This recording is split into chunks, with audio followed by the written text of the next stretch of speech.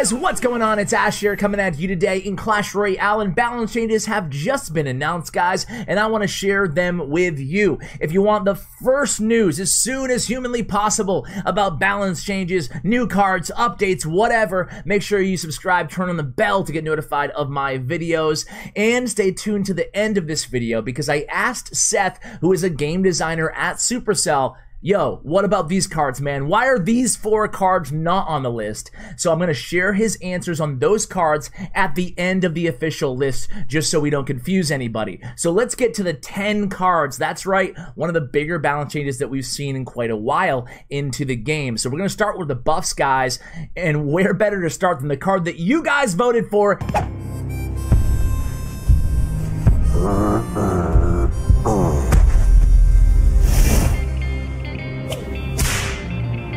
It is the Dart Goblin getting a 4% damage buff. Me personally, I'm a fan of the Dart Goblin. It's a pretty cool card. I'm not sure that he needed a buff, but either way, I'm sure he'll just be a little bit more viable in the meta right now. I'm okay with it, although personally, I did think that archers probably deserved it a little bit more. I'm not bitter though. Next card's gonna be Inferno Tower, a 3% health increase. I'm approve of this as well. I know a lot of you guys on my balance wish list video said that you did not want the Inferno Tower to see any sort of a buff. Me personally, I think it is heavily overshadowed by the Inferno Dragon, so I'm happy to see this buff. Number 3 is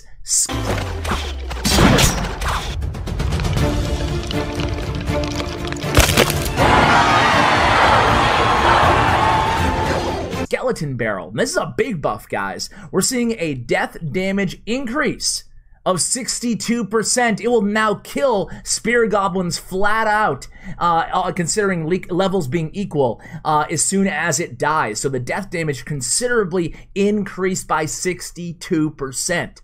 And the 4th and final card, that's right, 4 buffs, 6 nerfs this time, is going to be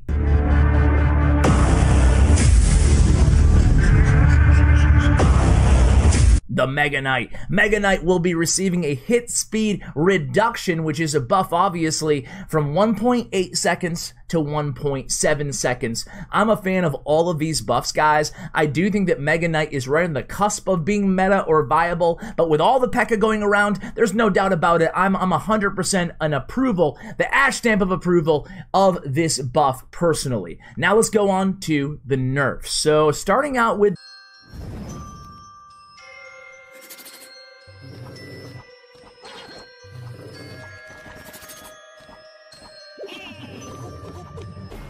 the Royal Ghost, and man, he got hit hard, and we all saw this one coming, or at least most of us did. It still surprises me that so many people think that the Royal Ghost was balanced. He is the highest win percentage in use rate card in grand challenges out of any troop in the entire game by far, and that's a real indicator of how many archetypes he fit in, the versatility of the card, and the strength of the card. The nerf is going to be a 9% health reduction. That's pretty big. I'm not sure if I'm a fan of that big of a nerf to the Royal Ghost personally. I would have rather stayed to maybe 4% and see where he fell. So that's going to be the first kind of balance change that I think might have been a little bit too heavy-handed personally. Number 2 is going to be the Royal Hogs, a 6% damage nerf to the Royal Hogs, and this is a new one, guys, a 50% mass reduction.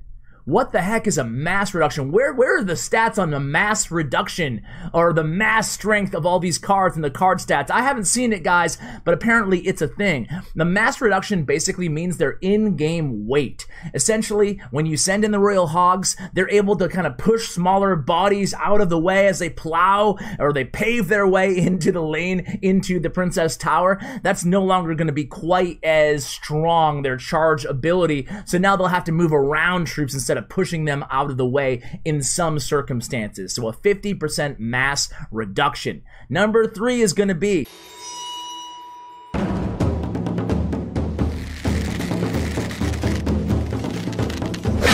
the Magic Archer. Magic Archer receives a pretty big nerf. The initial attack of the Magic Archer is going to be much slower. That's all they say. They don't give an actual time difference, but according to my notes here, it's going to be much slower. And we know it doesn't sound like much, but the initial attack speed, we learned this from Valkyrie, we learned this from Royal Hogs, that is a really big factor into the strength of a card. So that's going to be really dramatically reduced for the Magic Archer. Moving on, we have the Giant, a 2% health reduction.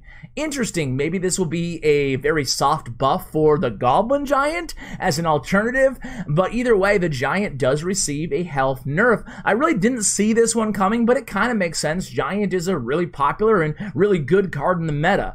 Moving on, we have the Cannon card. Hit speed reduced from 1.2 to 1.3. Basically, it's increased, meaning that it fires a little bit slower. So another one that I didn't necessarily see coming, I think that the Cannon card was very, very strong, but not OP and not necessarily deserving of a nerf in my opinion, because it wasn't being played in that many decks inside the meta. Really only minor poison and maybe some graveyard decks here and there. So I'm not a big fan of the Cannon card nerf. And then last on the list of the balance changes, guys, is going to be Tombstone. Tombstone will see two different nerfs. The spawn speed will be reduced so that it spawns one less skeleton than it previously did. In addition to that, it will spawn one less death skeleton from 4 to 3 skeletons. So 2 total fewer skeletons out of the Tombstone. And there it is, guys. Those are the 10 balance changes. Overall, I like them. I like the balance changes. They were pretty much spot on. As you guys heard, I disagree with a few here and there, but you're really never going to please everybody with any balance change list. If I've learned one thing doing YouTube here for the 3 years of Clash Royale, it's that everybody's going to find something they strongly disagree with in balance changes. It's one of the most polarizing topics in the game. Now, guys, let's go ahead and move on to the second portion of this video where we talk about what about these cards, right? So we reached out on 5 cards. Number 1 is Xbow. Xbow, they're not going to touch right now. They're going to wait and see where the meta kind of lies. That one, they already kind of addressed publicly, so I won't spend too much time talking about it. Next card is going to be Barbarian Barrel. This is an interesting one because I did notice that Barbarian Barrel now was the most popular at tournament level standard spell in the entire game. Over Zap and Log, it replaced those cards, and forget about Snowball. Like, Snowball sees like almost no usage, right? A little bit in 2v2 though.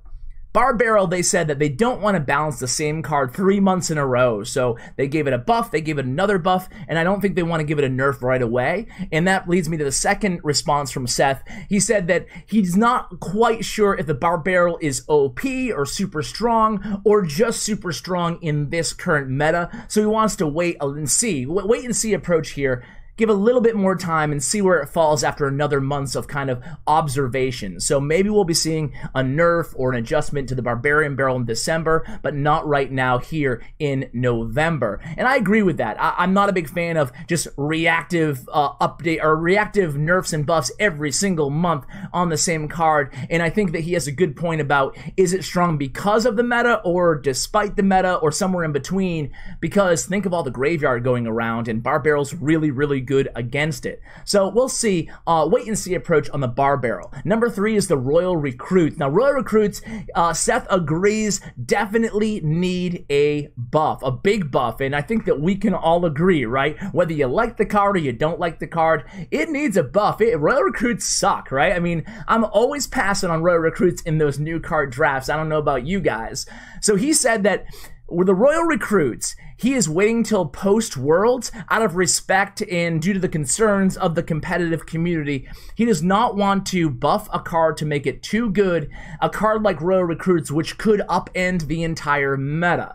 Now, I personally agree with this not a wait-and-see approach, just a delayed approach on the Royal Recruits, but I know a lot of people have differing opinions, and I can totally accept that some people, it doesn't really sit right that, you know, they're just going to let a card be dead for another month just because of CR finals, but at the same time, I would hate to see Recruits just dominate Clash Royale World Finals after we spent, you know, 6 months to a year kind of waiting to see this show on December 1st in Japan, Tokyo.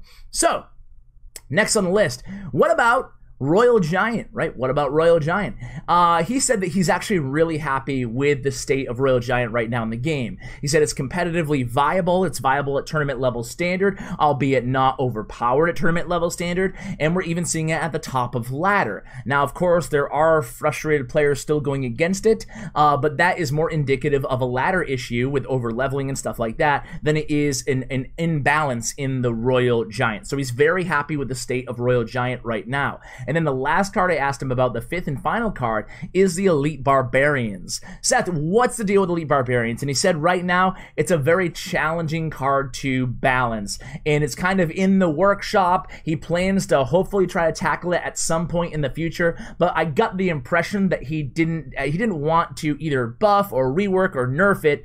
No matter which perspective you have, he didn't want to touch the card just yet, and I didn't get the impression that he's going to be touching it next month either. So it looks like you guys who are plagued by the overlevel Elite Barbarians are going to have to just suffer. I apologize. I hate to be the bearer of bad news here, guys, but hey, I want to ask you guys, what do you think about all these balance changes? There's a lot to digest here, but overall, I'm excited for the new meta. I'm excited. I like the monthly balance changes as long as they don't overdo them, and there's a lot to throw at us this time. I'm a big fan of the Mega Knight and the Skeleton Barrel buff. I think that we could see maybe that Zap Bait deck come back into the meta, because Log Bait is still not in a great spot, so it'd be good to see kind of a small spell bait deck actually viable again in the meta. I'm not sure if this is going to be enough though with all the Bar Barrel and the P.E.K.K.A going around. Overall, I don't expect the meta to change dramatically, except for less Royal Hogs and less Royal Ghosts as far as the big takeaways on the nerfs.